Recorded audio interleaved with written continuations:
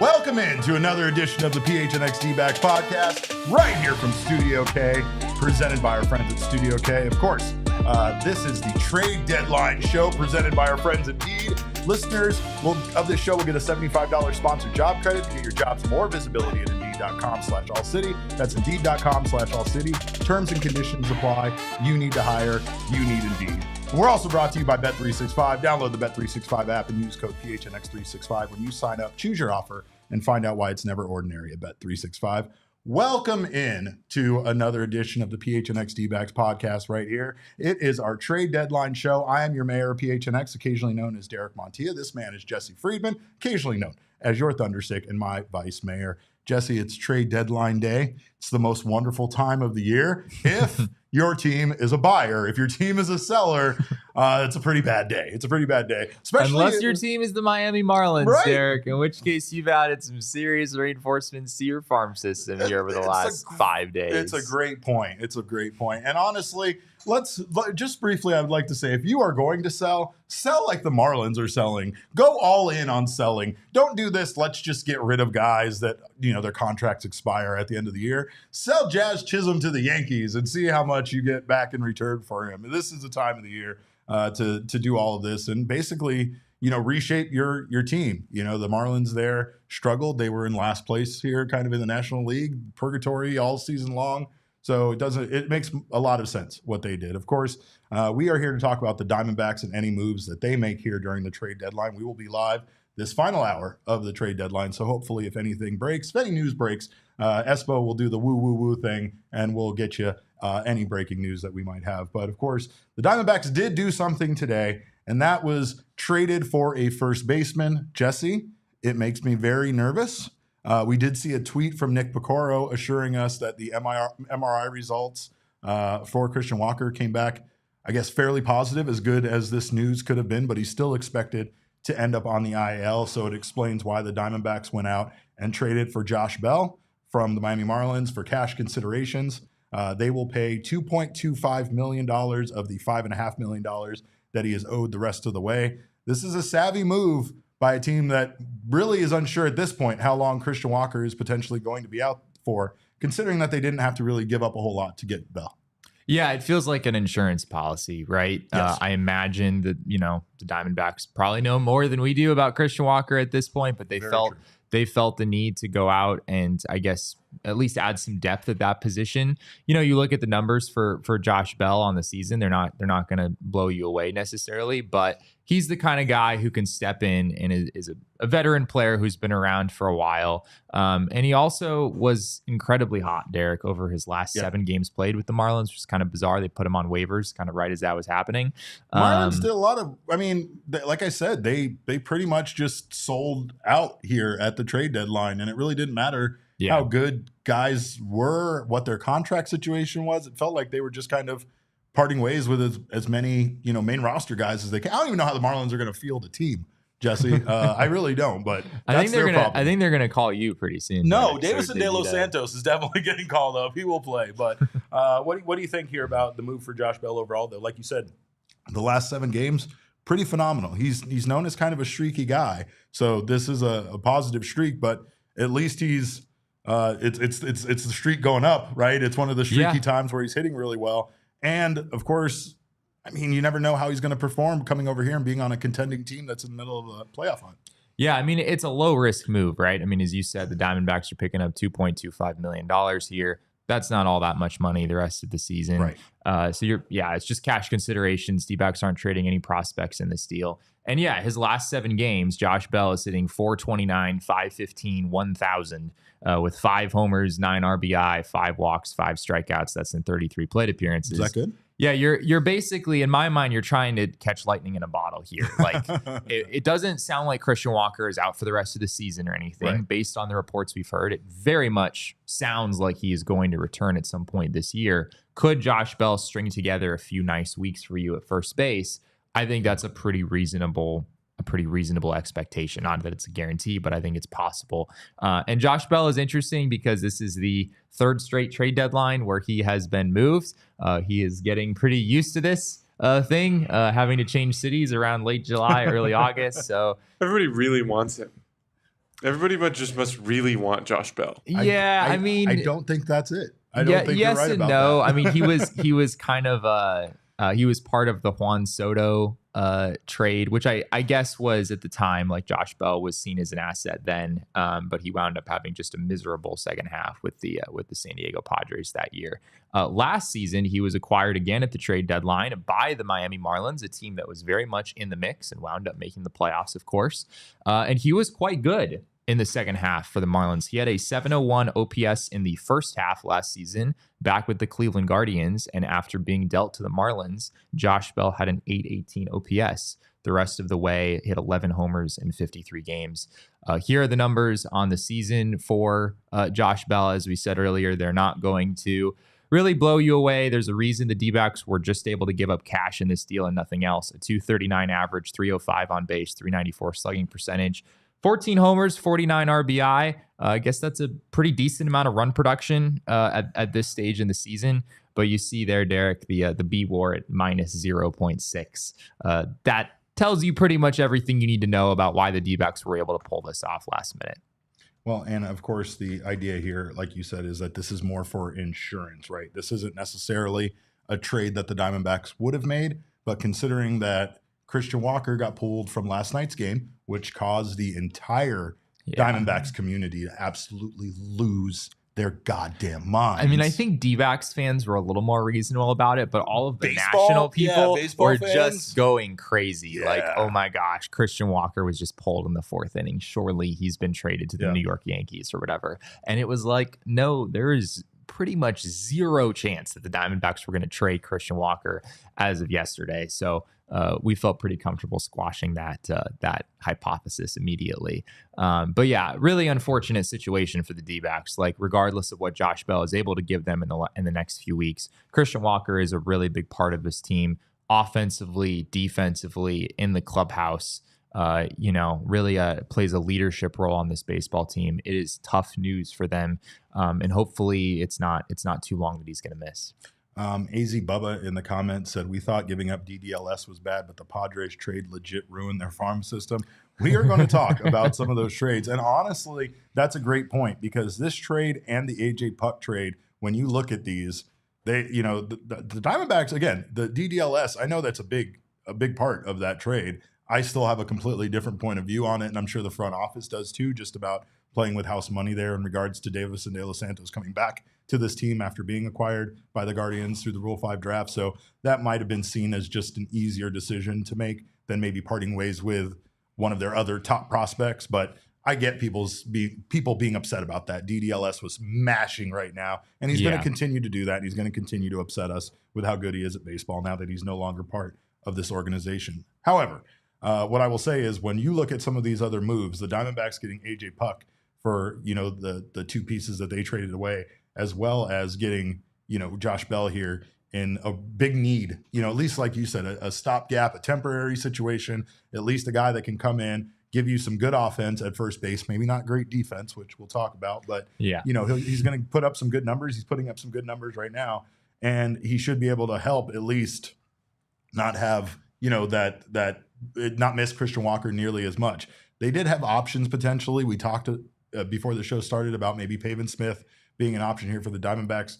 They might still turn to Pavin for some games to play first, but I feel like Josh gives them just... Pavin has been raking in AAA. Well, and that's the thing. He's playing really good baseball. Jesse said it to me when I said it. Arguably, Pavin Smith is playing better baseball right now than Josh Bell. However, the last 7 games for Bell have been just absolutely insane. I will say, though, the defense is a concern, right? And again, we talk about Christian Walker. Christian Walker hurt himself making a phenomenal like basket catch play. Believe it or not, hypothetically, that's not what he heard. Actually, we didn't get to talk to Walker yesterday, but Torrey said it happened during his first at bat of the game.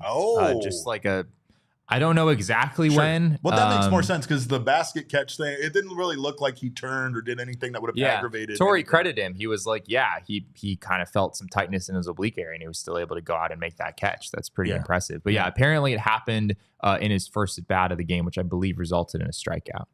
Well, of course, his defense is incredible. And we are going to miss that defense very much over there. Josh Bell, meanwhile, -7 defensive runs saved. -5 outs above average. It's not great, Derek. Not great. And that's in 561 innings over there at first base. It's not going to be Christian Walker. And I think we're going to very quickly realize how important this man is to this team beyond just his offense. Yeah. Anytime you're replacing Christian Walker defensively at first base, like that's just going to be a losing battle in general. But Josh Bell has graded out as one of the worst defensive first basemen here recently and certainly this year. So there's no getting around that. I mean, how does Josh Bell's first base defense compare to Pavin Smith's first base defense or Kevin Newman's? It's a little tough to say. Newman in particular hasn't played a whole lot of innings over at first. It sounds like he's going to start at first base tonight for the D-backs. But the question that I do have kind of looming over this situation is, are we sure that Pavin Smith would not come up and be better than Josh Bell? Even the D-backs could very easily just run out a platoon at first base with Kevin Newman facing lefties, against whom he's had a decent amount of success this year, and Pavin Smith hitting righties. And I honestly had kind of forgotten, Derek, Pavin Smith, if you go back and look at his brief stint in the majors earlier this season, it was not very long. We're talking 61 plate appearances. Pavin Smith had an 829 OPS. And so if you're going out and you're trading for Josh Bell, you've got to believe that Josh Bell is going to outperform the Kevin Newman, Pavin Smith platoon. I think that's very possible, but I don't think that it's necessarily a guarantee.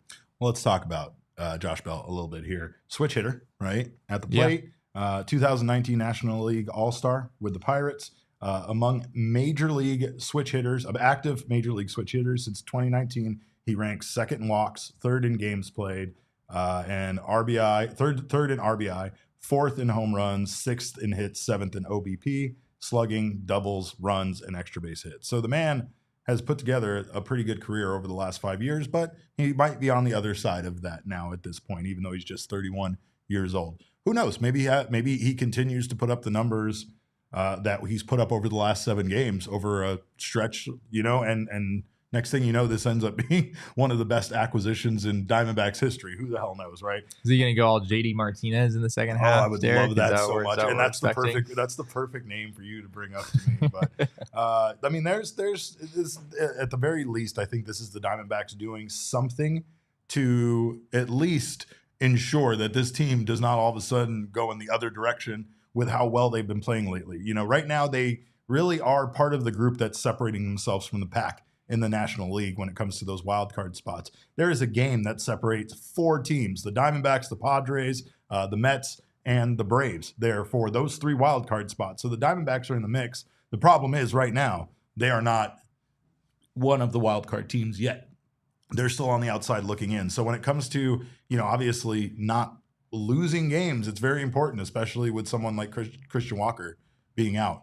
Now, according to John Gambadoro, this is a mild oblique strain.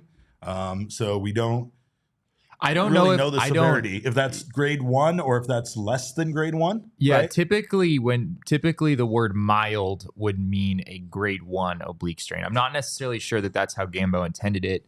MLB.com, they have a what's happening? Not a trade, but relating to Christian Walker, 10-day injured list. 10-day. Yes. Okay. 10-day out, and Pavin Smith has been recalled. Okay. There it is. Yeah, I guess Josh Bell apparently is not active for the time being, at least.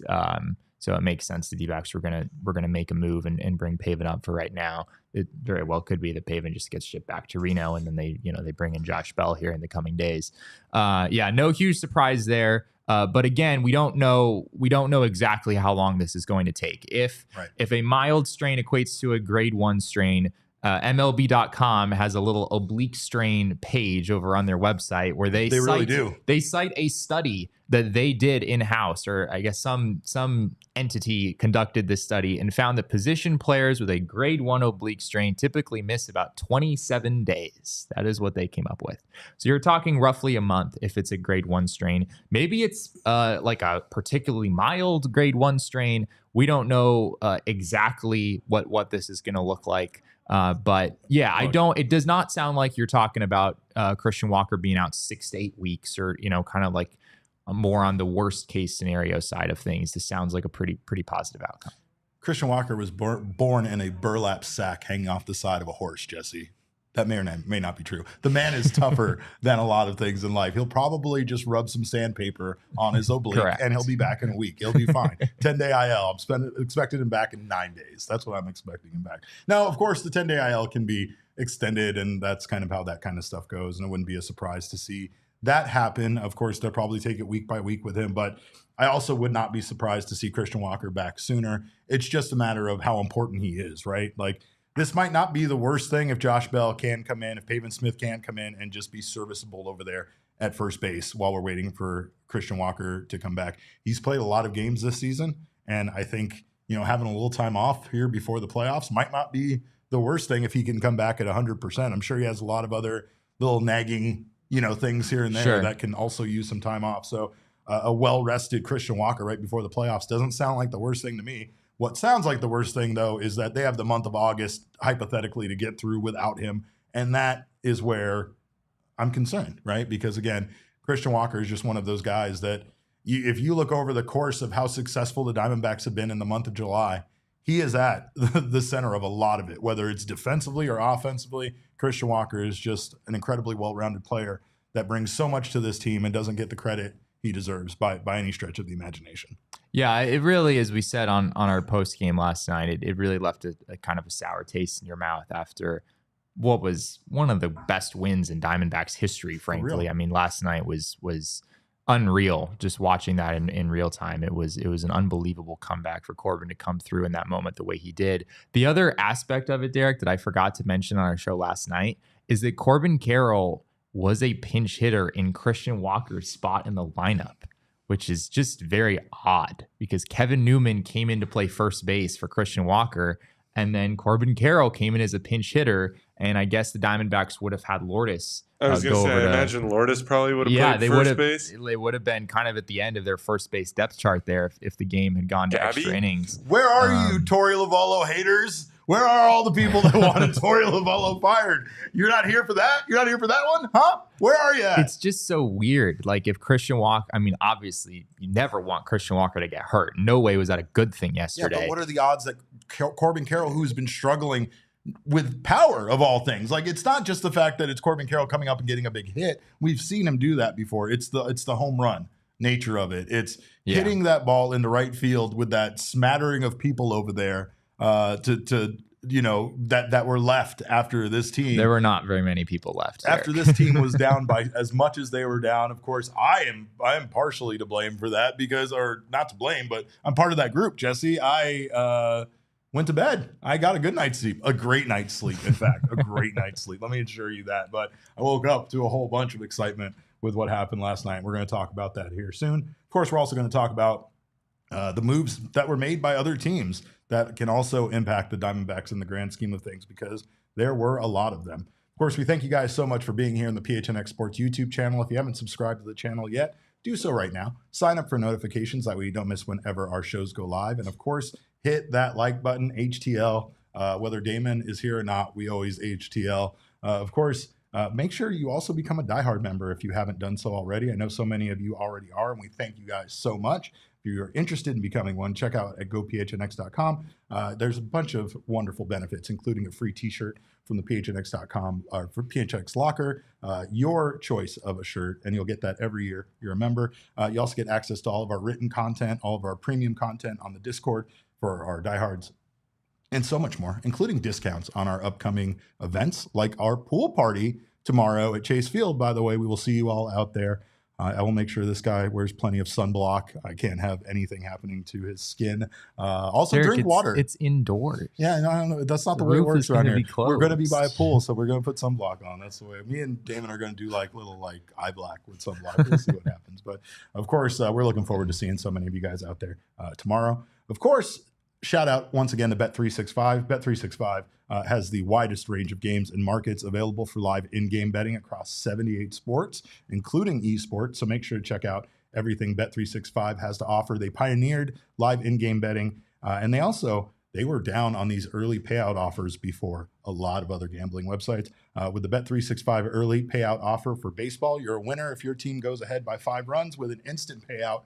Parlay and same game parlay selections will be marked as winners as well. Right now, new customers can choose between 2 offers when they open up an account at Bet365.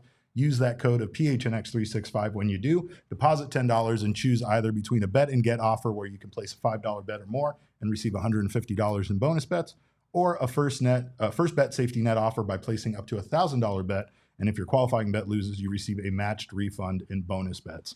Download the Bet365 app now and use code PHNX365 when you sign up. Choose your offer and find out why it is never ordinary at Bet365.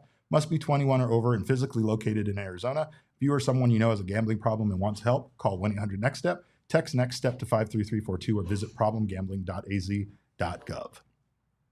All right, well, shout out, by the way, to Ryan Reynolds for just being him. Shout out to Wrexham for being our club. That's our club. Jesse's included in that as well. I think it's a you and Damon.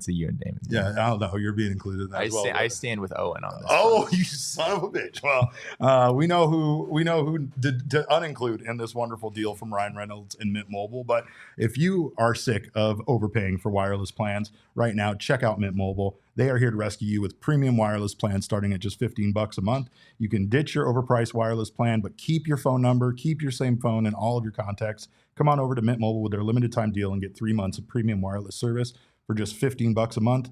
To get this new customer offer and your 3-month unlimited wireless plan for just $15 a month, go to mintmobile.com/Diamondbacks. That's mintmobile.com/Diamondbacks.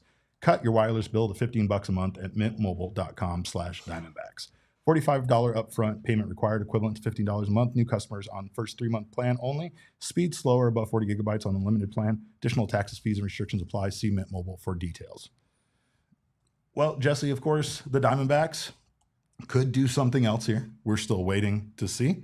But there were a lot of moves made across baseball. And I know that the Diamondbacks right now, still trying to figure out what, or at least we're trying to figure out what the Diamondbacks are going to do for that next time in the rotation. When it comes up. Now, you had a rattle that talked about Eduardo Rodriguez. What's going on with Erod and his progress? Yeah, I think Eduardo Rodriguez might pitch for the Diamondbacks next week, Derek. I did not. He's not real. No way. Is they just going to have nobody on the mound? Yeah, no, we just have to believe, Jacob. We're all going to have to go out there and we're just going to all have to believe he's a real person and we'll clap our hands and he'll somehow exist. No, this is real. This is happening soon. Yep, at least potentially. What is happening? Is that just for Eduardo Rodriguez, or do we have something else? Sure. No. There was a trade made. The Pittsburgh Pirates are actually finalizing a deal right now to acquire super utility man Isaiah Kiner-Falefa. IKF. Let's go. All right, man. Well. I mean. They're scraping the bottom of the barrel. The Pirate. I mean, if you're the Pirates and you really want to be serious about going on a run, I'm not sure I love IKF. I mean, I don't hate the acquisition for them. Yeah, but it's not. But it's not moving the needle. You either need like a legitimate middle of the order type bat, or you're kind of just wasting time in my mind if you're the Pirates. At least that was my impression of that baseball team over the weekend. You're not wrong. It did not seem like it could really hit. Granted, Brian Reynolds was out for the entirety of that series, which is kind of a big deal for them. Yeah, that's interesting. Getting back to Eduardo Rodriguez, it does sound like he could pitch for the Diamondbacks next week based on what Torey said yesterday. Both he and Merrill Kelly will throw sim games out at Salt River Fields on Wednesday. It will be 3 innings, 50 pitches for Merrill Kelly and 4 innings up to 60 pitches for Eduardo Rodriguez. So Rodriguez is a little bit ahead, which is not something that was necessarily clear prior to that.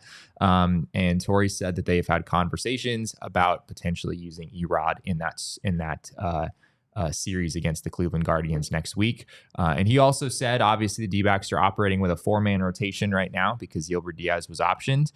With the off day on Thursday, they can just slide everybody up and go with a 4-man rotation this next time through. Lovello said that is likely that is what they will do, but they will need a starter, a 5th starter, or a bullpen game or some other situation on August 6th, which is a week from today, against the Cleveland Guardians. And it sounds like Eduardo Rodriguez could make that start. Gilbert gets it. Gilbert says, say his name, and he appears. He is Eduardo Rodriguez. It's a wrestling thing, Jesse. But speaking of saying their name and them appearing, the Diamondbacks have gotten a little lucky here when it comes to some of these trades that have happened, mostly because I know the Padres just kind of made a big trade here recently, but a lot of the names that were linked to both the Padres and the Dodgers. The Dodgers were linked to a lot of guys, and almost every name the Dodgers have been linked to has gone, luckily, to another team to not improve that Dodger squad any, and that's kind of a good thing. But the downside here is we're seeing a lot of the trades spread around, and there's still a lot of action happening with the teams that are in the thick of the hunt alongside of the Diamondbacks right now in the NL West, or in the National League wildcard situation. Yeah, I mean, you just knew that AJ Preller was never going to let a trade deadline go by without like he can't let a trade deadline go by without getting one of the biggest names, right? Right. And sure but what enough, the hell are the Cubs doing? I still don't understand. Are the Cubs selling? Are they buying? What are they doing? I mean, they sold Mark Leiter Jr., right? They traded him away earlier today, so I guess that'd be a sell move. But they also acquired Isaac Paredes the other day from the Tampa Bay Rays, traded away Christopher Morel. So that, to me, I guess you could call that kind of you're just like searching for value there, right? Like Christopher Morel is a long-term asset. Paredes is a long-term asset. Right. You're kind of just flip-flopping those guys. I know the Cubs added more into the deal as well. And they, their third base situation hasn't really been steady for a while now, sort of like the Diamondbacks, and they're just kind of looking for a long-term solution there. So I don't think that's necessarily a strict buy move. If Paredes were only under team control through the end of the season, then that would be a very bizarre move for them. But he's a guy who's going to be around for a couple more years. Elise is right. She says, how do the Padres still have prospects to trade? It's wild. I can't believe their farm system isn't completely depleted. I mean, it almost is at this point, it feels like. But the Padres are just, that regime has been remarkably good the last 5-10 years. They just always have a pretty impressive group of young talent. And it helps when you trade for Juan Soto, like you trade Juan Soto away, you're going to restock. Yeah. Like that's just how it goes. It did. Yeah. That did help them restock, but it goes beyond that. Like, I don't think anyone that they've, no one in that Tanner Scott deal, at least to my recollection, is someone they got back in the Juan Soto deal. Like, the Padres are just really good at always having a solid farm system. Yeah. They get right-handed pitcher Tanner Scott, right-handed pitcher Brian Hoeing from the Miami Marlins for pitcher Robbie Snelling, pitcher Adam Mazur, infielder Graham Pauley, and infielder Jay Bashirs. So that's like 3 of their top 6 prospects or so, depending on which outlet you look at. That's a haul for Tanner Scott. Prices are through the roof right now. It's a seller's market. I mean, the Marlins are by far the most active team selling, and it really does feel like at this point you are seeing them, kind of rebuild their team for the future, like completely do a rebuild. That's honestly one of the things the Marlins as a franchise does better than any team. Completely going scorched earth on their roster and then somehow like a phoenix rising from the ashes of it, right? But like you said, the Yankees got Mark Leiter Jr. Today. We get Josh Bell. The Boston Red Sox got Lucas Sims from the Cincinnati Reds. Cleveland gets Alex Cobb from the San Francisco Giants. That really feels like a little bit of the end of the San Francisco Giants season, just a tad bit. I mean, of course, it's hyperbolic, but still, it feels like the Giants, are kind of waving the white flag a bit. Yeah, I mean, really what indicated that to me was when they traded Jorge Soler to the Braves yesterday. We haven't talked about that. That was basically a straight-up salary dump from what I could tell.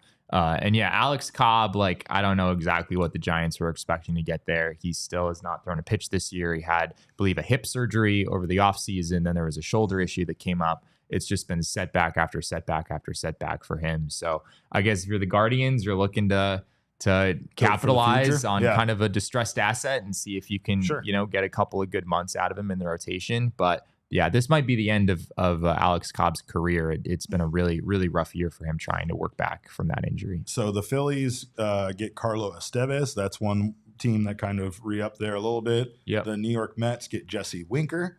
And then, of course, like you said there, the Jorge Soler deal. I want to say that it's looking a little bit better and better that the move the Diamondbacks made during the offseason to bring in Jock Peterson and Randall Grichuk, considering now that the other two assets, Justin Turner and Jorge Soler, that they were linked to have been traded, right? And, again, it's mostly just the fact that those teams aren't in a great position, but it's also because of their salaries and the fact that right now they can dump them to a contender and actually get something for them. I mean, the D-backs could get a haul for Jock Peterson if they were in They absolutely could. That man has a 908 OPS right now. He's been just so incredibly good. And it has to be tempting, right? I mean, in this market with certain guys, with Randall Grichuk, with Jock Peterson, with Jake McCarthy, right? Like there are guys that are playing exceptionally well. So it just has to be a little tempting. But considering what this team is trying to do this season, you can't do that. It's why the joke, I mean, obviously, but it's why the joke with Christian Walker kind of hit a little bit yesterday when people were like, maybe he got pulled because he got traded. And it's like, well, if you traded Christian Walker right now, you'd probably get a decent amount back. Yeah, it's crazy. And again, it's so tempting. Don't make me bring up my Wolverine popcorn bucket analogy on eBay again, but you guys get where I'm going with that. Sometimes it's just the right time to sell, no matter how bad you want that popcorn bucket. But of course, Jesse, Slade moves into the bullpen now for the Diamondbacks. Yeah, he was pretty good yesterday. And he not only was he pretty good, but I mean, again, he did the thing that he does, right? It's like odd, but Slade can come in and can give you some length as a reliever and be awesome during that period of time, as long as he only goes through the rotation one time or 1.5 times. Just don't let any hitter see him twice. That's right? it. That's guaranteed homer, right? Yeah. No, not quite that. No, but I mean, he could be excellent in this role, right? He really could. We talk about AJ Puck, right? They tried him out as a starter. It did not work. The reason why Puck's numbers were what they were, and maybe the reason why some teams weren't up on him, is because they didn't see the fact that it was mostly caused by him not being a starter, never being a starter really, but put into that role and then not succeeding there. But once he was put back in the pen, Puck has been awesome. And Slade could have a similar career trajectory where maybe it didn't work out well for him as a starter because he couldn't really go through the rotation more than once, but he could be an incredible reliever for this franchise. Yeah, absolutely. I mean, sometimes the difference is truly night and day. I mean, it's not like, if you've got a 4.5 ERA as a starter, then it can work as a reliever. But if it's up over 5 or 6, then, it's just not going to work. Right. That's not necessarily the case. Right. Like Slade Cecconi, I think, has the stuff to really excel in that role. And we did see a bit of a velo jump for him down in AAA while he was working out of the bullpen. He averaged 96.2 on his four-seamer compared to 94.1 when he was starting with the D-backs. We saw a little bit of a similar uptick yesterday in his first outing, back up at the big league level in the bullpen. So, yeah, I really think that Slade could be an asset for the team in the bullpen, and that's also why, with 25 minutes to go until the deadline, as we record this right Give now, us something. But that's why, I don't know if the D-backs really need to go and get another bullpen arm. It feels like that's the move they'd make if they do make another move. And if you add Cecconi to the mix, then at that point, who are you replacing? I mean, Cecconi theoretically could take Miguel Castro's spot. Right now, the D-backs are one heavy in the bullpen. So once you get that extra starter back, you're going to have to make a decision on who to move out of the bullpen. And if you make another move to acquire someone else, then you're going to be replacing another guy in the bullpen. Do you feel the need to replace a Bryce Jarvis? Do who exactly are you trying to upgrade over? I'm not sure there's a clear answer. And Bryce Jarvis has been damn so good. He's been damn good for this team lately. Again, his early season numbers weren't great, but the more Bryce kind of figures out what his role is and gets used in that role, the better he is knowing he's he still has a all role. over the place. Yeah. Well, I mean, they're still using him like a Swiss Army knife. And honestly, I like the fact that when we talked to Bryce in Chicago, we asked him about the usage, and he confessed to us I would much rather have a role than being used the way I'm being used. But I like the fact that I can come in and kind of be used when Torey needs me in different kind of ways. And I mean, that He's found success there, and even that is a role, right? Like once you at least know that that's how you're going to be used, you can understand what your role is, and it's not a surprise for you to be brought in the different situations. And I think, again, going back to the addition of Paul Sewald and what he brought to this team, it was just roles. That's it. And I don't really think Paul Sewald is the key as much as it's the fact that these pitchers in the bullpen want to know what their role is, and once they do, it's satisfying for them to understand where they're going to be asked, when they're going to, they mentally need to prepare themselves as to when they're going to be used in a baseball game. And I think that if the Diamondbacks can figure out a way possibly to find someone else to slide into that closer role and keep everybody else's roles similar, I don't know if replacing Paul Sewald is the worst thing at the end of the day. However, I still understand what Torey's saying when he talks about the success Sewald has had this season, and when he says, I'll take 16 out of 20. Yeah, that's what he said yesterday. I will say it was interesting talking with Torey yesterday about Slade. He compared him to Wade Davis, who, of course, pretty much all relief pitchers are failed starters. And Wade Davis, we probably remember as being this legendary reliever who helped the Kansas City Royals do all kinds of damage for several years. Wade Davis in 2013 made 24 starts and had a 5.67 ERA.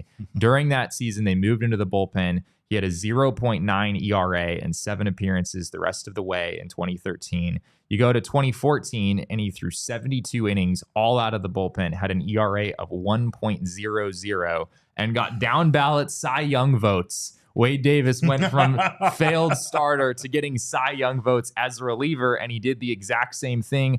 The next year, he had a 0.94 ERA. Heck, in 2015, Derek, Wade Davis got down ballot MVP votes as a member of the Kansas City Royals bullpen. So as a reliever. Not saying that Slade Cecconi is guaranteed to be the next Wade Davis. That's a pretty high bar. But that was the comp that Torey made yesterday. Well, what's funny is Torey talking about Justin Martinez getting those comments during the All-Star game, having people come up to him and say, where did this guy come from? Like, we knew where he came from. We watched him the whole time. But like, really, the key was there are a lot of pitchers that can throw 103 miles an hour, but not many of them can have any kind of command or control over a 103 mile per hour pitch. And that's what we saw to Justin Martinez. But we said for a while, man, if this guy can figure out a way to get these pitches in the strike zone, he could be one of the Diamondbacks' most dangerous assets. And that's what he turned into. At times, that's what happens is players come out of nowhere, but realistically, it's the fact that they figured out what their role was and essentially, found a way to find success in maybe a different role than what they were pitching. Slade maybe isn't cut out to be a starter, but he could be a phenomenal bullpen arm, and he could be exactly what the Diamondbacks were looking for at the trade deadline. Sometimes the in-house, kind of remedy might be better than going out there and trying to trade away assets to bring someone else in. Maybe, in some cases, maybe a guy that puts up similar numbers, right? So I like the move for the Josh Bell still. I think that's a good move just as far as the unknown there with having Pavin Smith be the only option to play first base. Yeah, I think I'm with you there. Like adding a little bit of depth never hurts in a spot like this. If you don't like what you see in the first week or whatever, you can always just move on from him. It's not that much money, and then bring up Pavin Smith. We did just get the Diamondbacks lineup for today, which I think is interesting because this is the post Christian Walker. Like, what does this look like? Gino Suarez is batting cleanup for the Diamondbacks today.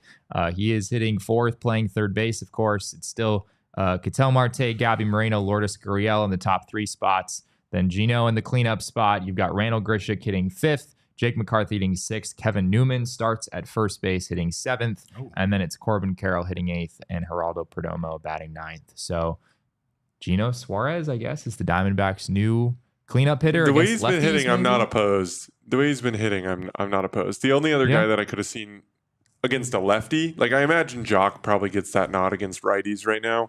But Jock's been hitting third against righties, so it's just a matter of kind of how you want to. But Lourdes might have made some sense at cleanup for me, too. That's a tough pairing. It might be, maybe it is Lourdes against righties. Maybe Lourdes hits 4th and Jock stays hitting 3rd. I'll be very curious to see what that looks like. The Marlins have made another trade, you guys. Oh dear, what do we got now? Well, I don't is there actually going to be anybody left to play on the Marlins is my question. That's my main concern. Reliever Huascar Brazoban, which I'm sure I'm saying incorrectly, Huascar Brazoban, I'm going to say it twice wrong, is going to the Mets from the Miami Marlins. Okay. Yeah, that's not it's not exactly the Tanner Scott level name. Hey, they have to get rid of everybody by 3:00. Just they we're hearing a lot of names from the Marlins. They've just decided that they're probably going to relocate. Is actually what I'm hearing. So they're just trying to fire sell the whole Marlins roster. have traded the franchise to Montreal for cash considerations. They are now the Expos. Brazoban has had a good season. He's made 20 appearances out of the Marlins bullpen this year. He is 34 years old, but has been pretty good at 2.93 ERA, at 2.63 FIP, 10 Ks per nine, 3.2 walks per nine. He's allowed 1 home run all season in 30 2/3 innings. So that's not a bad acquisition. The Mets and Padres and Cardinals are really making this wild card race extremely. Yeah, sorry, who did you say made this trade? Who just got Brazoban? The Mets. The Mets? Okay. Yeah, the Mets did. Okay. Pittsburgh making some moves. I mean, all the teams right now. The Mets got Tyler Zuber from Tampa Bay. San Diego gets Tanner Scott, Brian Hoeing. There's a lot of action when it comes to the Diamondbacks competition here. The Mets also got Pete Blackburn from the Oakland A's. So this isn't great, but I still believe in the Diamondbacks, and I still believe that they don't really have a lot of weaknesses that they have to fill. Obviously, the Christian Walker loss is a huge loss, and you're not going to have somebody be able to step up and give you the production both defensively and offensively that Christian Walker can. But luckily, they at least did something that makes the team and us as fans feel a little bit better about the loss. Wow. What? Yeah, that's a bigger one. What happened? The Baltimore Orioles are finalizing a deal to acquire Eloy Jimenez. No way.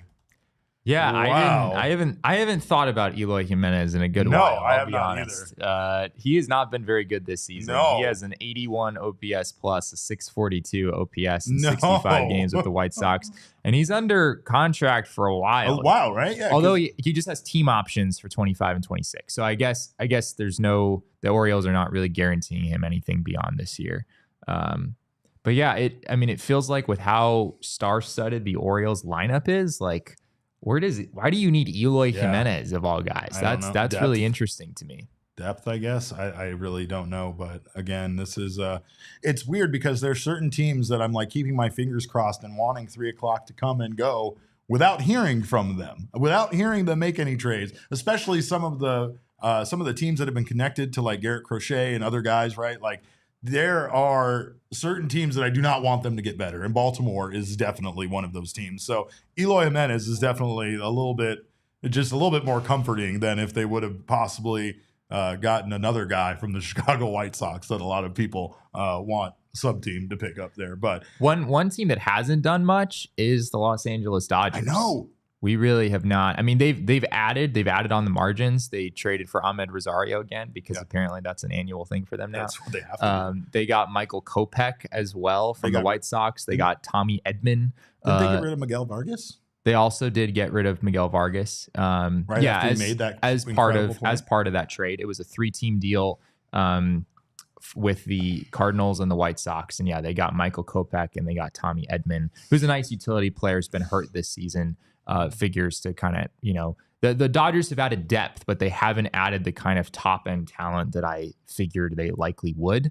But yes, Connor is rightfully accusing me of tempting the Dodgers to. Yeah, I mean, next thing you know, we're going to get a Garrett Crochet and Luis Robert Jr. to the Dodgers. Yeah, that's exactly what. Yeah, no, like get 250 to line, it's going to roll through, and we're just going to end the stream on dead silence. I take full responsibility. Corbin Carroll says Dodgers are like Beetlejuice. Don't say their name 3 times, okay, or they'll pop up and they will do something. But there is almost 200 people in here watching. Please make sure you hit that like Smash button. That like button. There's 28 likes and 200 Smash people. it. That ratio really doesn't add up to 2 me. thumbs downs? Get out of here with those thumb downs. Well, now people are going to give us more thumbs down, but that's fine.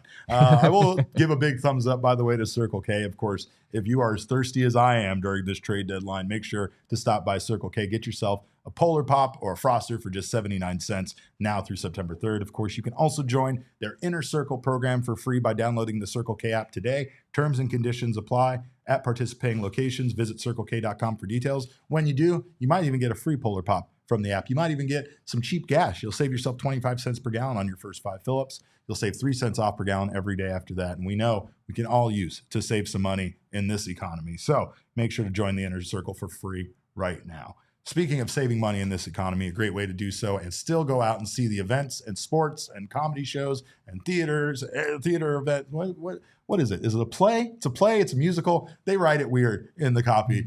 Theater is probably not the right word to use, but go out and see whatever you want to see. Don't have FOMO. Last minute, you can get your tickets through Game Time, and you can save up to 60% off by buying your tickets last minute. Save even more with exclusive in-app deals on select seats ahead of the game or event. You can also toggle the all-in pricing, which I'm a huge fan of. That way you know exactly what your seats are going to cost, all the fees, everything included. So take the guesswork out of buying tickets with Game Time. Download the Game Time app, create an account, and use code PHNX for $20 off your first purchase. Terms do apply. Again, create an account and redeem code PHNX for $20 off. Download Game Time today. Last minute tickets, lowest price guaranteed.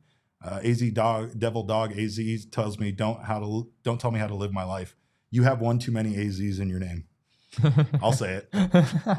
I'm sorry, but it's true. That's why we'll say the likes did go from 28 to 63. So right. Good job, chat. Yeah, you guys are awesome. We thank you guys so much. Of course, we also had a crazy emergency podcast that I was not awake for last night, but the Diamondbacks won probably the biggest win of the season, not based on the opponent, but based on the comeback, based on the nature of it, based on the fact that at the end of the day, Corbin Carroll was the one hitting the walk-off home run that won it for this team. And times felt very good last night, or at least that's what Jesse and Damon tell me, that times felt very good. Because again, I was looking at the inside of my eyelids. But this was, again, when the Diamondbacks are kind of in this race, when the Diamondbacks had the loss that they had against the Pirates, on Sunday, this type of win is the kind of thing that can really pick the team up and propel them, to winning more games. We still don't know if momentum's real thing or not, according to Jonathan Gannon, but we do know that this team right now is at least believes that there's no deficit that they can come back from. There's no gap too big that they can't come back and win this game. And like with baseball, believing in yourself and believing in your team, that can make you very dangerous. Yeah, we did just get an update about Christian Walker. Obviously, we are here and not in the clubhouse right now doing the show. So we missed Christian Walker talking in the clubhouse, which is fine. There's an influx of about 72 tweets that just went out. Christian Walker said that he expects to miss 3 weeks-ish. That's what Nick Picoro just tweeted a few minutes ago. So I will sign up for that any day of the week. That feels like close to the best case scenario, given what we saw. Well, not really what we saw. Like, honestly, I looked back at his at bat. I couldn't even really. Christian Walker is very tough, as you said earlier, Derek, because I couldn't find any wincing or really anything that looked like he was hurt visually. That's why I think everybody thought it was on the catch, because the catch felt like that was the only moment where he did something awkward. Yeah, he like contorted his body in kind of a weird way to make this kind of fadeaway throw back to the infield. So 3 weeks is not. That sounds like a low grade oblique strain. So pretty good news there for the D-backs. And who knows? Maybe Josh Bell comes in here and absolutely rakes and makes this deal look incredible, and the Diamondbacks somehow add a body to this team that can help them win down the stretch. And are you suggesting that Christian Walker is about to get Wally pipped? Because I would never suggest Josh that Bell in a million fucking years. David Smith, nonetheless. No, I'm just saying, right? Like, again, it's. Can you imagine in 3 weeks he's like, you know what? Sorry, man. We'll try to get you some DH at bats. We'll get you some playing time somewhere. But Josh has won the position.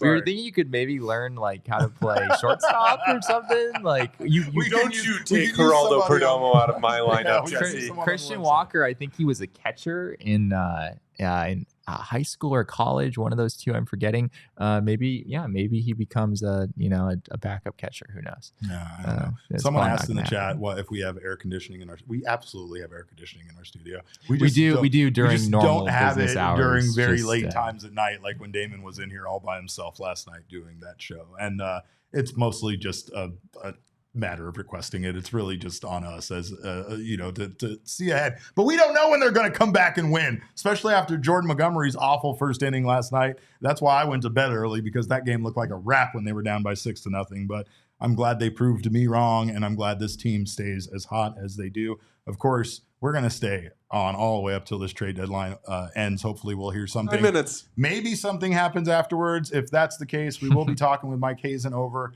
at Chase Field, and then we will be bringing you a post-game show tonight after tonight's Game 2 against the Nationals. So come on back tonight, and of course we can chat about anything else that we might have missed. But I wanted to just give, I guess, our condolences to the family, friends, and teammates of Reyes Moronta.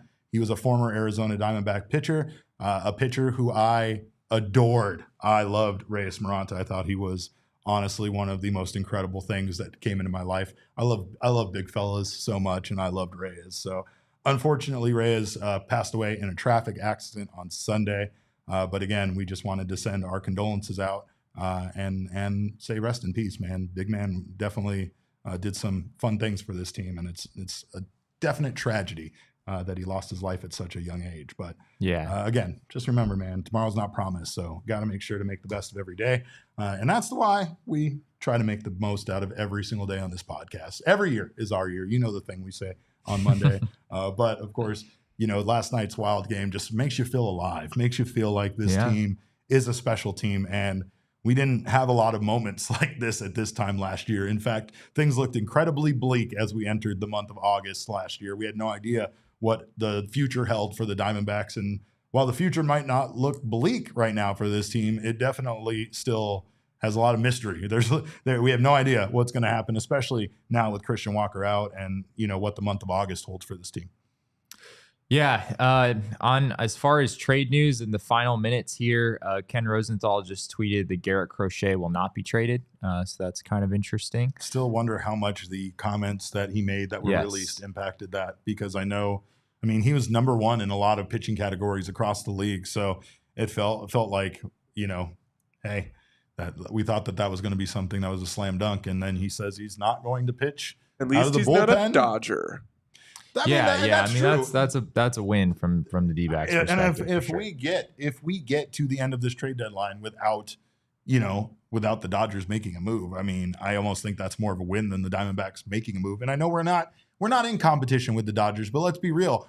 They've kind of come back down to earth a little bit. And of course, it is one thing to be playing for the wild card, and I still think that's where our focus should be. But the Diamondbacks aren't outrageously out of first place right now in the National League West, and any kind of collapse from that team could result in the Diamondbacks having that extra opportunity to potentially make it into the playoffs one way or another. And man, would it be sweet to take the NL West, or even watch the Padres honestly take the NL West over the Dodgers and have both us and the Padres make it in over the Dodgers. But one can only dream. That's probably a far off wish. Regardless, though, I think that the fact that Diamondbacks do have some games left against the Dodgers, and of course this battle right now. They said Connor said Dodgers made a trade. They did, yeah. They just got Kevin Kiermaier. So if you want to, there it is. If you want to, I'm sure there's more. That's just the start of it.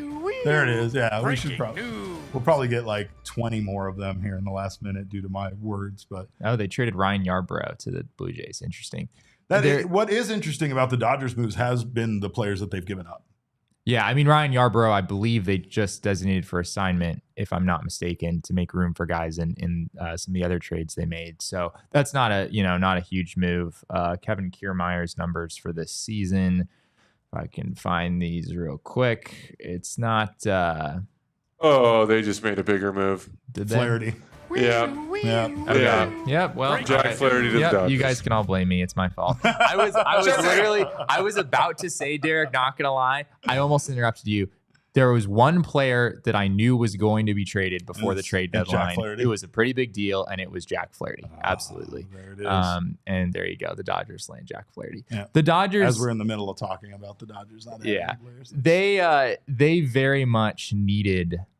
Like, this feels like a necessary move for them, honestly. The Dodgers rotation right now is in a little bit dangerous territory. I know Clayton Kershaw just came back for them, but their depth has really thinned out as the season has gone along. Obviously, they moved James Paxton, but yeah, that's a big acquisition. Like, Jack Flaherty has really come out of nowhere this season and had a really outstanding turnaround, a 2.95 ERA and 18 starts. So that's a pretty big get for them. I still don't understand what the White Sox are doing. And at least is right. At least it's not Skubal. Rosenthal does. Ernesto said it too. Rosenthal did say that apparently right now the decision rests with Detroit. He's reporting something slightly different. He says Dodgers are in serious discussions to acquire Jack Flaherty. Sources say decision apparently rests with Detroit. I would suspect that if Passan tweeted the deal is done, the deal is honestly done. I think that's about all we need to know there. I don't know. Do people like to? I know people in the NBA, they like to keep score of like Woj versus Shams and like who's won more. You don't ever go against Passan. I haven't been keeping score, Derek, but it feels like Passan is taking the majority of the W's so far today. Passan never misses. Passan does not miss. So, I mean, honestly, again, words don't jinx the trade deadline. So as much fun as it is to say that the Diamondbacks or that we're jinxing it by saying this stuff, it's merely because we were surprised that the Dodgers hadn't made any moves. And of course, here they are. Here are the moves that we're talking about. Elise says Detroit waiting on another offer from the Yankees. Let's go. I've never been rooting for the Yankees harder than I am right now. This is about Jack Flaherty. Yeah, she says Elise is a known baseball GM, so there's a very good chance that Elise absolutely could be correct in regards to that. But of course, if you are here right now, make sure to hit that like button. We're past 69 likes, so I guess now we can just try to get as many as possible. But it was funny that we landed there. There is, I have to say this, according to John Gambadoro, there is a deal possibly in the works right now for the Arizona Diamondbacks. For the Arizona Diamondbacks. D-backs working on a reliever. Okay. Well, I guess that means we are not going anywhere, Jesse. That means we're not leaving. Yeah, we have maybe so we'll just pull the curtain back. Mike Hazen is scheduled to speak to the media about a 10-minute drive / walk and down to the Chase Field interview room at 3:30. Yeah. So we can maybe stick around until I guess it depends because I know we're not the only show that exists. Yeah, they're just gonna have to deal. I think if you guys want to talk for a second, let me go maneuver. I'm gonna go make some moves.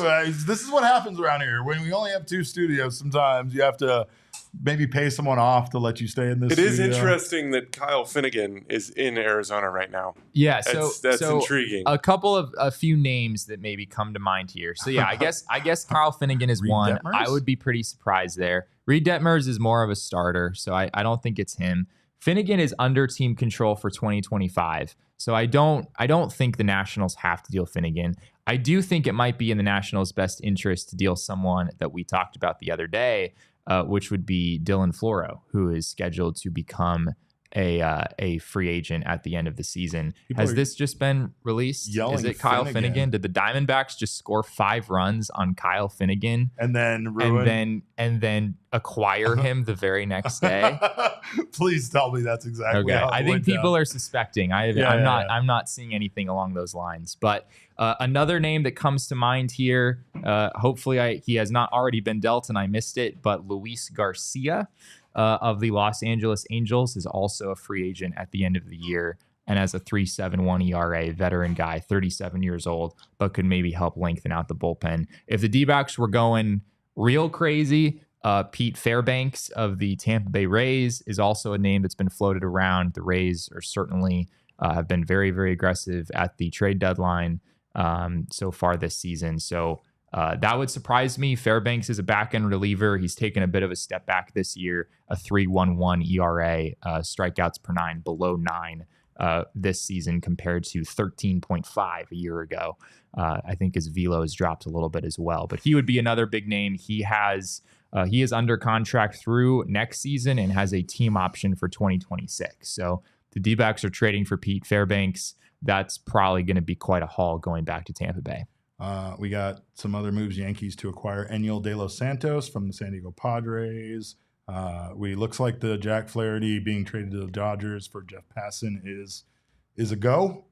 And yeah, no surprises there. Pencils down. It's 3:01, so no more trades. You're not allowed to make any more trades. If they were not submitted, if it was not submitted already, we're done. So this brings me back, and I'm sure other people in the chat probably remember this as well. When the Diamondbacks traded Zach Greinke to the Houston Astros in 2019. Garcia, by the way, to the Red Sox. Okay, Luis Garcia so it is not Luis Garcia. Yeah, Martin Perez to the Padres. It would be very funny if the D-backs were trading for a member of the Nationals and he literally just had to walk across the stadium today. That would be pretty great. Yeah, it would be amazing. But yeah, so in 2019, when the D-backs traded Greinke to the Astros, I believe the tweets came out at maybe 8 to 10 minutes after the technical deadline.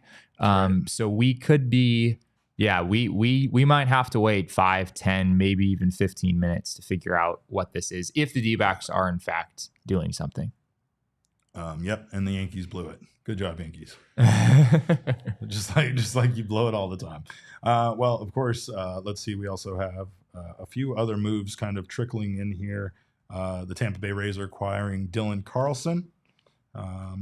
Figure I can't just play the sounder on repeat here, which is going to happen. It would happen for like the next. You can play it if we find out who the Diamondbacks get. Sure, if you see it, Jacob, you're welcome to play it. Otherwise, you're just going to be playing the thing on repeat. And you're not. Cubs are officially done, according to Ken Rosenthal. Cubs are done. Yeah. Okay. Jameson Taillon stays in Chicago. We're still waiting to hear.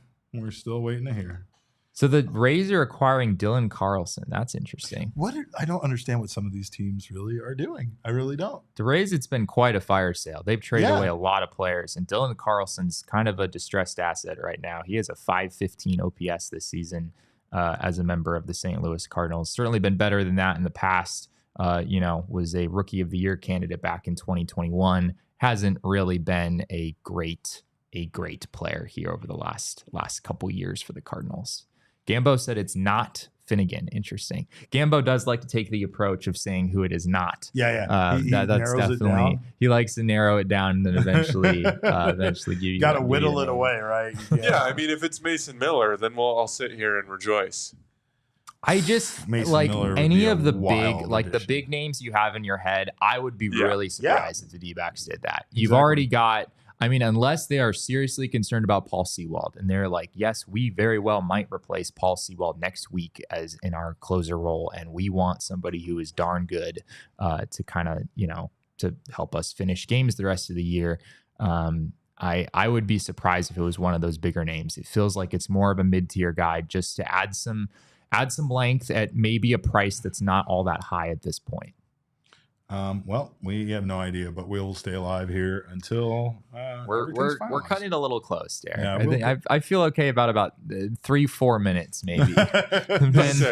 Then my internal anxiety is not going to be okay with us still starts being going alive. If it hits 3:10, we can.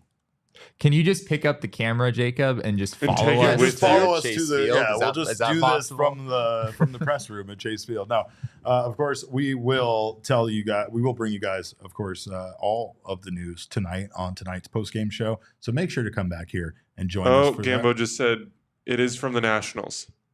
Okay, so it's probably Dylan Floro, would be my guess.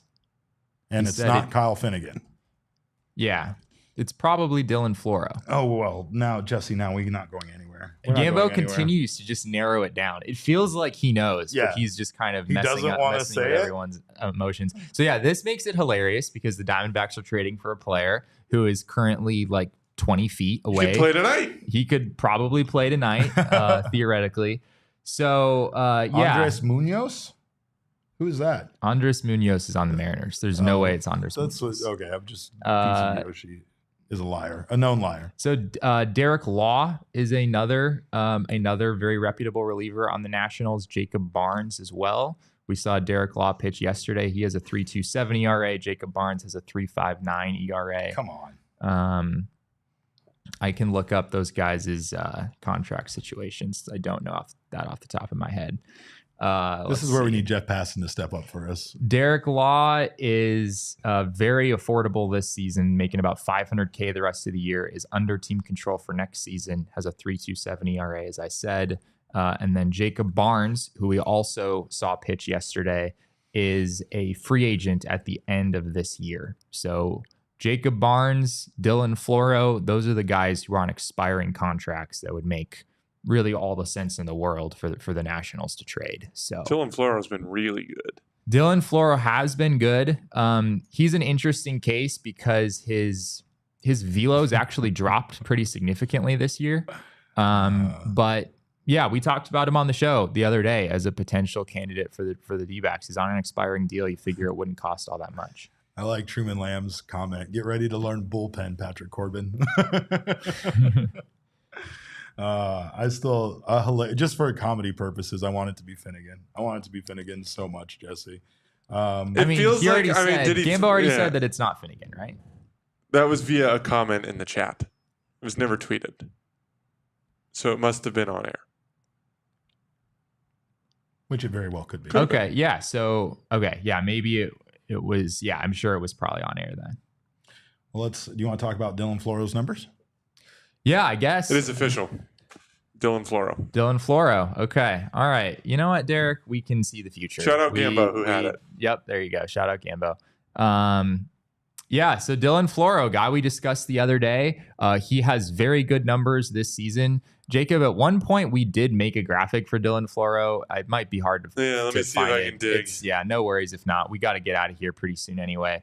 But just real quick on Dylan Floro, as I was discussing earlier, his velo has dropped pretty significantly this season, but somehow the results have been basically as good as ever. Last year, his four-seamer averaged 92. I guess his sinker is really his primary fastball. Last year, it averaged 92.7. This year, it averaged 90.1. I love this man's beard, Jesse. I love his beard so much. He does have quality facial hair. Welcome to the Arizona Diamondbacks, Dylan Floro. 52 and a third innings pitched, 2.06 ERA, 1.05 whip. 6.9 strikeouts per nine, which that was, I guess that was his flaw there, is his strikeouts per nine rate, 2.2 walks per nine, and a 2.61 FIP. There you go. Yeah, it's really good numbers. The strikeouts have dropped this season, but in terms of just quality of contact, the numbers there look really good. Is he a closer? Probably not, but he's a guy who can absolutely pitch in 6th, 7th, 8th inning in important situations, and is going to be an upgrade over whomever the Diamondbacks choose to send out, which will be very interesting. I would imagine that, frankly, Miguel Castro, I'd be a little surprised if he was still on this roster, next week when if the D-backs wind up bringing in a starter to pitch against the Guardians next week. So, it happened, Derek, and it happened. We didn't find out like 2 minutes after. We didn't find out until about 7 minutes or 8 minutes after the deadline. So we got to go. You guys gotta go do stuff. We got to go. We'll see you back here after the game. Of course, you can follow us on Twitter. I'm at Cap_Caveman with K. He's at Jesse N. Friedman. Faj is at Jacob_Franklin 4. Fourth best Jacob Franklin, that whole thing. Of course, our show is at PHNX_D-backs, but all roads do lead to at PHNX_sports. We thank you guys so much for your time. We will see you tonight. In the meantime, have a wonderful afternoon. And remember, kids, baseball is fun, but it's so much more fun when Mike Hazen is your mother effing GM. Let's go. We all silly like the mayor.